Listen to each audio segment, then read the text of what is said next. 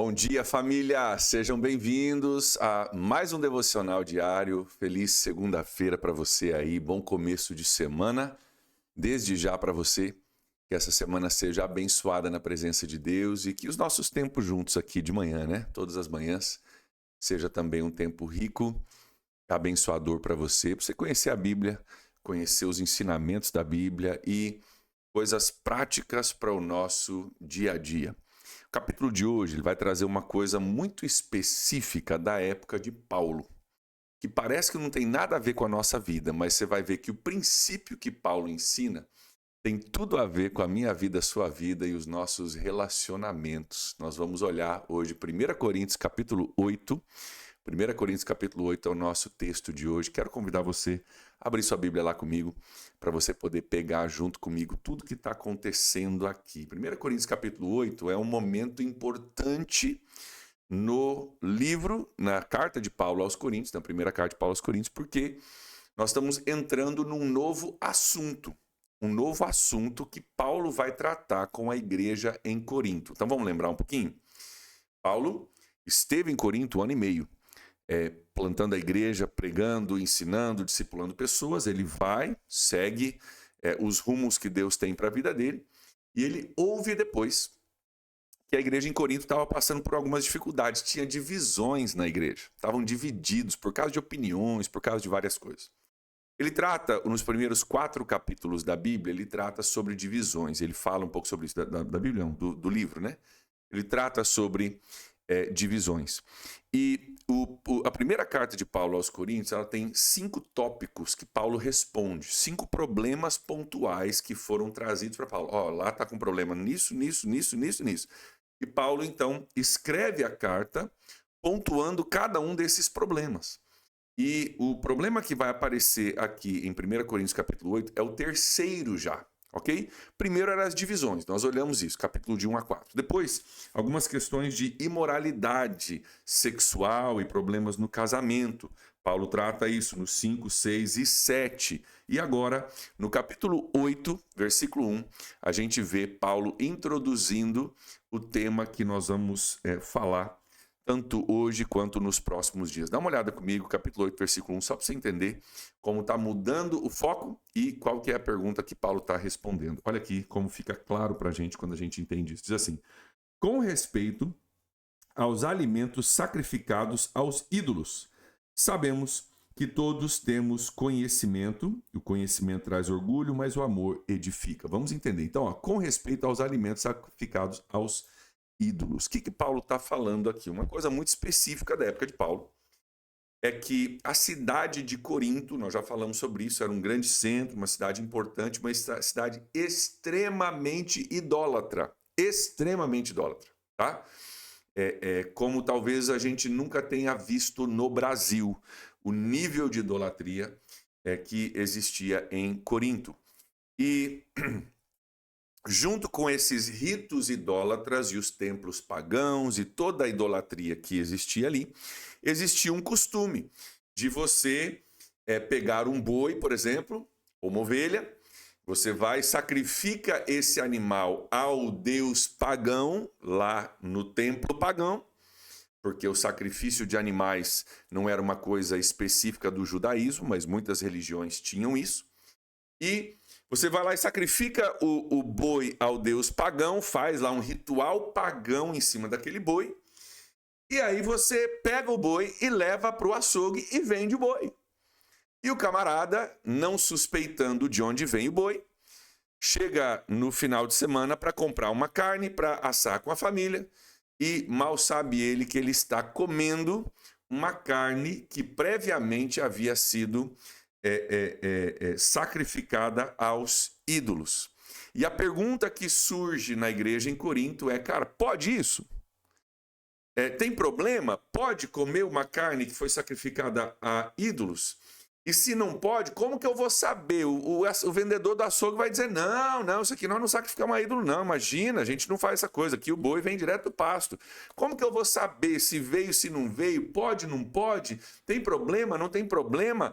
Não devo comer nada de carne, então, para ter certeza que eu não faço nada disso? Como que Deus vê essa postura E o que eu devo fazer com relação a isso? Essa é a pergunta que parece ser uma pergunta nada a ver com a nossa realidade, né? Parece uma pergunta, mas pastor, poxa, no Brasil hoje não tem carne sacrificada a ídolos, né? Pelo menos não no nosso dia a dia, né? Então não tem nada a ver com a minha vida, tem nada a ver com a minha história. Não vou aprender nada no capítulo 8 de 1 Coríntios, até que você comece a ler e perceber que o que o apóstolo Paulo está fazendo aqui, ele vai tratar esse assunto, mas ele vai tratar com um princípio que é um princípio extremamente aplicável a todos nós. Então, nós vamos olhar isso um pouquinho mais de perto. Eu quero convidar você a ficar comigo. O capítulo é curto, mas tem muita coisa aqui. E eu acho que vai dar um paninho para manga a nossa conversa hoje. Então, nós já vimos uma cidade muito pagã, muito idólatra, né? E a pergunta vem, então, cara, pode consagrar a um ídolo pagão e ainda comer essa carne? E o que acontecia na igreja em Corinto é que tinha uma divisão em cima de orgulho, em cima de pessoas que se achavam mais entendidas ou melhores do que as outras. E geralmente onde há divisão, há orgulho, né? Porque eu só divido porque eu discordo de você, eu acho que você não sabe nada, eu acho que eu sei melhor, eu acho que eu posso mais, eu acho que você pode menos. E normalmente o orgulho e a divisão caminham juntos. E tinha uma prepotência nessa galera que já era a base do problema. E Paulo fala um pouquinho sobre isso no versículo 1. Olha aqui comigo de novo, olha o que ele diz no versículo 1. Diz assim: sabemos, né? Então, com respeito aos alimentos sacrificados aos ídolos, sabemos que todos temos conhecimento. O conhecimento traz orgulho, mas o amor edifica. Esse conhecimento, não, eu sou um cara entendido, é que você não conhece, você não entende, você é um cara que é burro, você é um cara que não estudou, você é um cara... E tinha uma galera se levantando, dizendo, ó, eu tenho conhecimento, eu tenho entendimento, eu sei das coisas, você que não sabe, se você tem um problema com isso, é porque você não sabe das coisas. E Paulo diz, cara, sim, todos nós temos conhecimento. Mas cuidado com o conhecimento que gera orgulho. Porque se o meu conhecimento faz com que a minha atitude seja uma atitude de orgulho, cara, já falhei. Já falhei. Olha o que ele diz. O conhecimento traz orgulho, mas o amor edifica. Sabe o que é edificar? Construir, né? Uma edificação, um edifício, né? Cara, o conhecimento... Se você não tomar cuidado, ele pode gerar orgulho no seu coração. Você começa a se achar melhor do que os outros. Você começa a andar de narizinho empinado por causa do seu conhecimento. Mas olha o que Paulo diz. Mas o amor, cara, o amor ele constrói, sabe? O amor ele se preocupa com o próximo. O amor ele, sabe? O amor ele se preocupa em somar. O amor ele não vai olhar de longe e falar, você entende, eu entendo, você não entende. Eu posso, você não pode. Eu conheço, você não conhece. O amor ele vai para junto, ele soma, ele edifica, ele constrói, ele pega junto. É uma qualidade diferente. Olha o que ele vai dizer aqui no versículo 2, que é uma chave para muitos de nós. Olha aqui. Quem pensa conhecer alguma coisa, ainda não conhece como deveria. Mas quem ama a Deus, esse é conhecido por Deus. Sabe o que Paulo está dizendo aqui? Cara, que se você acha que sabe de alguma coisa, só demonstra que você não sabe de muita coisa.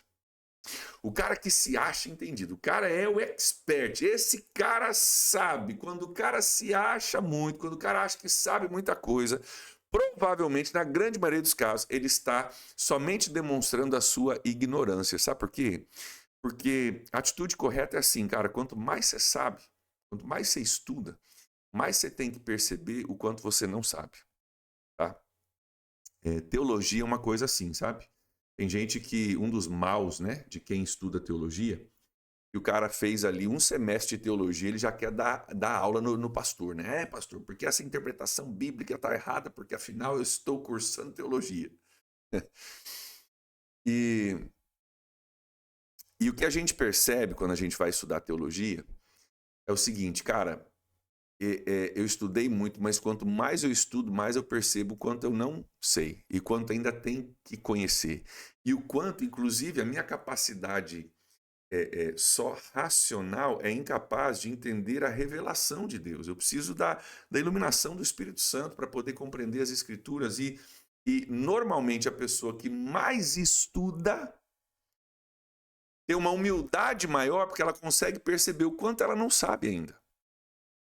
Eu não lembro se foi Barth, um dos grandes teólogos, ou se foi Moltmann, não lembro. Alguém aí, pastor Spiller, se estiver assistindo, vai saber quem foi. Eu acho que foi Barth, um dos grandes teólogos mais recentes, né? No seu leito de morte, perguntaram para ele assim, né?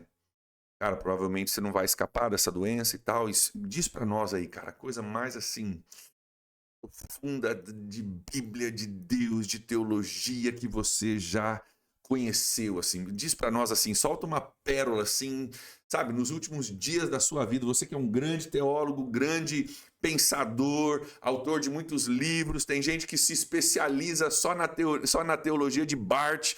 Cara, conta pra gente aí, solta a pérola pra gente anotar. E ele pegou a letra de uma canção infantil que se ensina nos Estados Unidos, nas escolas bíblicas dominicais, que diz o seguinte: Jesus me ama, isso eu sei, pois a Bíblia assim declara.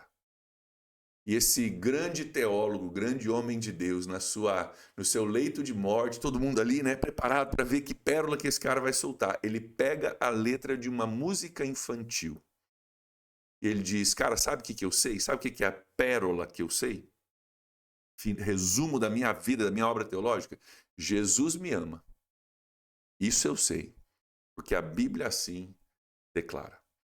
E o que ele demonstrou ali é a capacidade de dizer, cara, eu posso ter estudado muito, posso ser conhecido mundialmente pela minha teologia, mas eu preciso ter cuidado para não deixar isso inflar o meu orgulho, sabe? Eu perder a simplicidade, perder o amor, perder a humildade, perder a dependência por causa do quanto que eu sei. E Paulo, tratando essa questão dessa prepotência que eles tinham, ele diz, cara, quem pensa conhecer muita coisa não conhece como deveria. Olha aqui, quem pensa conhecer muita coisa ainda não conhece como deveria. Por quê? Porque deveria reconhecer que, cara, se você conhece muito a Deus, você deveria ser o cara que mais sabe o quanto você precisa de Deus, o quanto você é pecador, o quanto você precisa da graça de Deus. Inclusive, muitos de vocês já sabem disso, mas vale a pena citar que o apóstolo Paulo, quanto mais tardias as suas escritas, tá?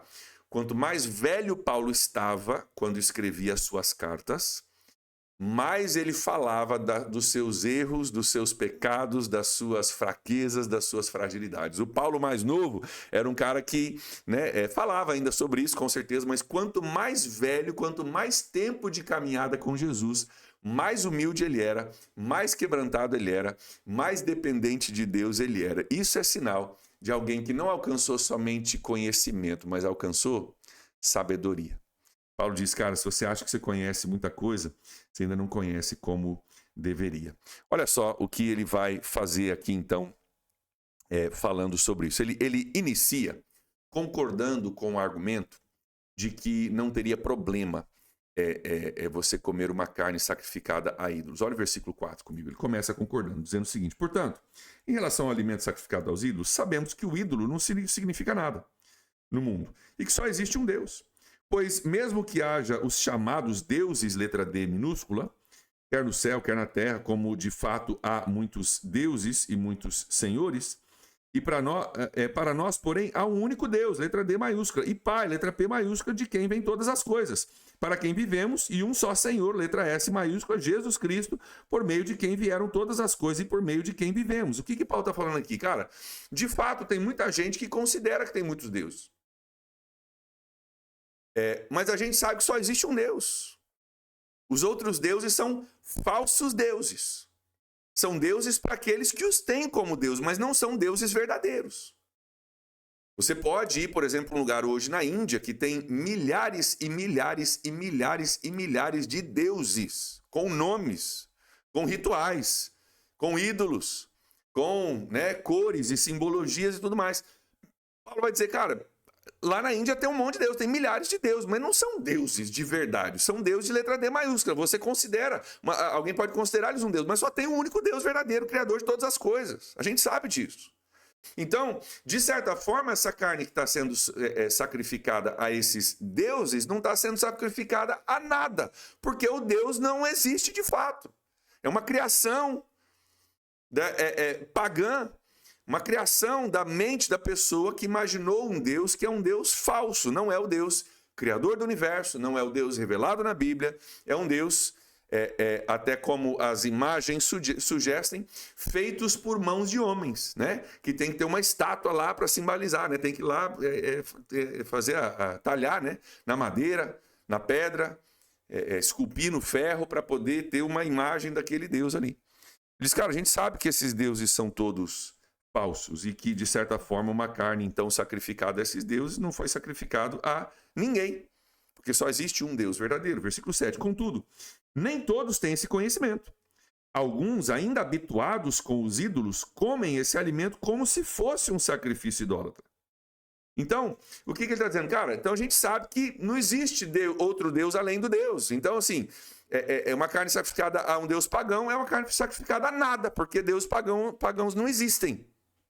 Não são verdadeiros, não tem essência, não tem nada. Mas, ele diz, versículo 7, tem gente criada aqui em Corinto, acostumado com a idolatria, que se converteu recentemente, que vem de uma tradição, de um contexto, de uma realidade, e para eles, cara, ainda é complicado esse negócio de comer uma carne que talvez tenha sido sacrificada a um ídolo. E Paulo diz, cara, para eles comem o alimento como se fosse um sacrifício idólatra, e com a consciência deles é fraca, fica contaminada. Ou seja, a consciência deles acusa que eles não devem participar de um alimento, não devem comer um alimento que tenha talvez sido sacrificado a ídolo. Por quê? Porque eles vieram de um contexto tão idólatra, e talvez eles, há um ano atrás, estavam comendo carne em sacrifício a um ídolo, e agora estão dentro da igreja, e eles não conseguem separar essas coisas. O que Paulo vai dizer a respeito disso? Olha aqui comigo. Versículo 8. A comida, porém, não nos torna aceitáveis diante de Deus, a não sermos... A comida, porém, não nos torna aceitáveis diante de Deus. Não seremos piores se não comermos e nem melhores se comermos. Contudo, tenham o cuidado para que o exercício da liberdade de vocês não se torne uma pedra de tropeço para o fraco. O que Paulo está dizendo aqui? Cara, a comida não importa. Sabe por quê? Porque o Deus não é verdadeiro. Então, assim, esquece isso aí. Não tem problema. Agora, às vezes tem um cara que acabou de sair daquele ambiente de idolatria. O cara aceitou Jesus faz 1 mês, 2 meses, 3 meses, 6 meses, e o cara está tentando se distanciar da prática pagã anterior dele. E talvez para esse cara não esteja preparado para comer uma carne ali, porque remete a toda aquela prática pagã, remete a todo aquele contexto do qual ele saiu. E cara, você não pode exercitar a sua liberdade cristã, de comer o que você quiser, comer a carne que você quiser, independentemente, porque a carne não é nada e o ídolo não é nada. Você não pode exercitar a sua liberdade de forma que venha prejudicar o seu irmão. Por quê? Porque na igreja em Corinto tinha gente brigando sobre isso. Tinha gente falando assim, você não sabe nada, pai, a carne aí não é nada, esse ídolo não é nada, vamos comer, senta aí, vamos comer. E às vezes o cara está tentando sair de uma prática pagã. Às vezes, dentro da casa do cara, o pai, a mãe, o irmão, o filho ainda está praticando o paganismo com o alimento de carne sacrificado a ídolos, e o cara está tentando segurar a onda dele na casa dele como único cristão, tentando ganhar a família dele. E a pessoa que não entende isso vinha e falava, vamos comer, não tem nada a ver, e usava a sua liberdade, que de fato tem, porque a carne sacrificada a ídolos não é um problema aqui para Paulo. Mas usava a sua liberdade de uma forma que prejudicava o seu irmão, que talvez por uma questão de consciência não queria comer aquela carne, talvez por uma questão de costume, talvez por ver a sua família ainda perdida no paganismo e não vinda para Jesus ainda. E Paulo diz, cara, se você fizer isso de forma a prejudicar o seu irmão, você já errou. Você já errou. Você teria liberdade para fazer isso, mas a tua liberdade não permite que você prejudique o seu irmão. A tua liberdade não permite que você prejudique o seu irmão. Olha aqui o que ele vai dizer, versículo 12 e 13. Maravilhoso. Olha o que ele diz aqui, versículo 12. Quando você peca contra os seus irmãos dessa maneira, ferindo a consciência fraca deles, você peca contra Cristo. Por quê? Porque nós somos o corpo de Cristo. Nós somos uma família da fé. Cara, se aquilo que eu faço, a liberdade que eu tenho em Jesus, gera uma ofensa para você, gera um problema para você, gera um pecado em você, ou eu estou tentando forçar a barra para você fazer uma coisa que Deus te deu a consciência de não fazer, cara, eu estou ferindo não a você somente, estou ferindo o corpo de Cristo, porque você faz parte do corpo de Cristo, estou ferindo a Jesus. Versículo 13, olha aqui. Portanto, se aquilo que eu como leva o meu irmão a pecar, nunca mais irei comer carne para não fazer o meu irmão tropeçar. Olha o que ele diz. Portanto, se aquilo que eu como leva meu irmão a pecar, nunca mais como carne para não fazer o meu irmão tropeçar. Aqui Paulo está falando, cara, se algo que eu tenho liberdade para fazer, comer carne, vai levar você a tropeçar, eu preciso entender o seguinte, o meu amor por você deve me levar a abrir mão do meu direito para te ajudar. Eu não posso usar a minha liberdade e não me preocupar com o meu irmão. Então Paulo diz, cara, se fosse o caso de eu ter que abrir mão de carne pelo resto da vida para não levar o meu irmão a pecar, eu abriria mão, porque é isso que o amor requer de mim. Qual que é o princípio de Paulo aqui que é aplicável para todos nós, independentemente de ter a ver com comida ou não ter a ver com comida, né? Que é uma coisa muito específica da época de Paulo. Mas o princípio é aplicável a todos nós.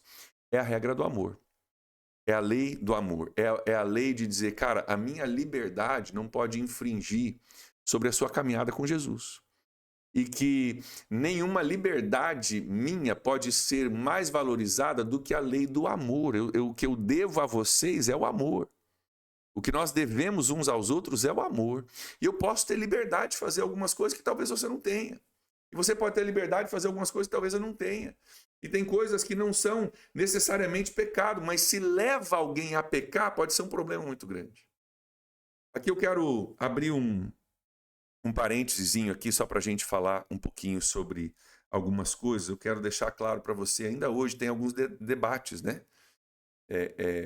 No meio cristão, inclusive famosamente, né? Os adventistas ainda têm uma restrição com relação à alimentação, né? Tem uma convicção com relação a isso. Eu quero ler para você aqui o que Paulo diz no capítulo 8, versículo 8. Olha aqui o que Paulo diz, para mim está muito claro isso na Bíblia. Olha aqui, a comida, porém, não nos torna aceitáveis diante de Deus. Não seremos piores se não comermos, nem melhores se comermos. Então, para mim está muito claro nesse texto e em outros textos bíblicos, não é o caso agora, então não vou entrar em todos os textos bíblicos, mas que não existe uma restrição sobre a nossa comida. Não existe uma ligação do que eu posso e o que eu não posso comer com a minha religiosidade, com a minha prática do cristianismo. Diz, cara, comida tem nada a ver com você ser aceito com Deus. Ser aceito por Deus tem a ver com você estar salvo, perdoado, santificado, purificado pelo sangue de Jesus. Ponto. Ponto. Mas tem coisas que a gente tem que levar em conta. Por exemplo, tem uma situação... vai dar um pouco de pano para manga aqui, mas eu vou entrar nessa caixinha de Pandora com você, tá bom? Uma das grandes discussões que ainda tem hoje no mundo evangélico é com relação à bebida alcoólica. Muita gente acredita que pode, outras pessoas acreditam que não pode, e há divisão nas igrejas ainda hoje por se pode ou não pode beber bebida alcoólica. Gente, a Bíblia é muito clara e não há nenhuma condenação para você se você consome uma bebida alcoólica. A Bíblia não condena isso. Paulo recomenda para Timóteo, Jesus transformou água em vinho. Não há uma condenação bíblica para se consumir bebida alcoólica. Há sim uma condenação e muitas palavras de advertência para você cuidar com a embriaguez. A embriaguez é sim pecado, porque aí você está debaixo do controle de uma substância e não do controle do Espírito Santo. Nós já vimos em Romanos capítulo 8 que os filhos de Deus são dirigidos pelo Espírito de Deus e não por uma substância, seja ela qual for. Mas o que acontece? Alguns dos nossos irmãos apesar de eu ter direito de consumir uma bebida alcoólica, porque a Bíblia não me proíbe isso, alguns dos meus irmãos e dos seus irmãos da fé não têm a capacidade de consumir um pouco de bebida alcoólica e parar. Tem irmãos queridos e amados nossos que, se eles consumirem um pouco, eles vão até o fim. E passam do ponto e talvez tenham dificuldade, inclusive, de retornar, porque existe um vício, existe uma situação sobre a vida daquela pessoa que um pouquinho de álcool se torna uma porta de entrada para um mega problema que pode literalmente destruir famílias e destruir a caminhada da pessoa com Jesus. Então, em casos como esse, a lei de Paulo aqui, o princípio que Paulo expõe, se aplica a nós. Eu tenho liberdade de beber bebida alcoólica? Tenho, porque a Bíblia não me condena. Mas se a minha liberdade leva o meu irmão a tropeçar, eu já pequei, eu já errei. Sabe por quê? Porque o conhecimento, eu posso, porque a Bíblia não diz nada, então eu posso, eu faço e tal, mas isso leva a um orgulho, cara, o amor ele edifica. E tem pessoas amadas, queridas, que eu amo demais, que fazem parte da nossa igreja. Eu posso até ter liberdade de tomar uma bebida alcoólica, mas perto dessa pessoa, nunca, sob qualquer circunstância, eu nunca tomaria, nunca ofereceria, nunca encorajaria uma bebida alcoólica. Sabe por quê? Porque para aquela pessoa, eu sei que essa bebida alcoólica pode ser a porta de entrada para um grande problema. Então, se a minha liberdade gera o meu irmão a tropeçar, eu abro mão. Toda liberdade pessoal que ignora o amor ao próximo é motivada por orgulho e não por Jesus. Presta atenção nessa frase, eu vou repetir ela. Toda liberdade pessoal que ignora o amor ao próximo é motivada por orgulho e não por Jesus. Toda liberdade pessoal que ignora o amor ao próximo é motivada por orgulho e não por Jesus. Se eu digo, cara, tô nem aí com você, eu tenho liberdade, então vou fazer o que eu bem quiser. Cara, você está ignorando o amor ao próximo. Você está agindo em orgulho e não em Jesus. Então, sim, maior é o que está em nós do que aquele que está no mundo. Não tem nada que eu venha comer, não tem nada que eu venha comer que venha me desqualificar diante de Deus. Não é problema nenhum. Agora, se isso fere o meu irmão, se isso fere o princípio do amor, eu já quebrei, né, o segundo dos maiores mandamentos. Primeiro amarás o Senhor seu Deus de todo o seu coração, toda a sua alma, todo o seu corpo, todo o seu entendimento. Segundo, amarás o seu próximo como a si mesmo. E eu devo ao meu irmão o carinho, o respeito, o amor, que edifica a vida dele, que constrói a vida dele, que soma na vida dele. Eu devo a ele esse carinho, esse amor, esse respeito. Então, esse princípio, para mim e para você, é maravilhoso em todas as áreas da nossa vida. Eu quero encorajar você a pegar esse princípio. O princípio da humildade, o princípio do amor, o princípio de a gente abrir mão das nossas preferências em favor do outro.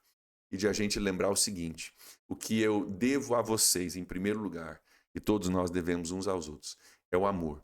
O amor que edifica, o amor que constrói, o amor que abençoa. Você pode ter suas liberdades, você pode ter suas convicções, eu posso ter as minhas convicções, e está tudo bem. Mas o que nós devemos uns aos outros é o amor. Qual que é o problema das divisões na igreja em Corinto?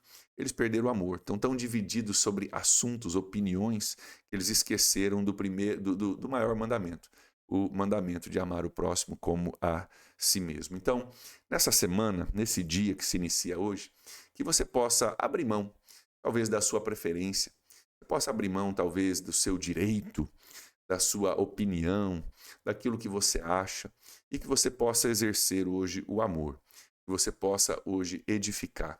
Cuidado com as conversas, principalmente nesse ambiente agora, né, de política que a gente está vivendo, de eleições.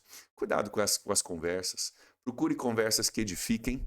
Você tem o seu direito a sua opinião, você tem o seu direito do seu voto. Isso é o processo democrático maravilhoso que nós temos. Mas cuidado para não usar da sua opinião, usar do seu conhecimento, usar do seu direito, usar da sua liberdade de uma forma que venha ferir o seu irmão.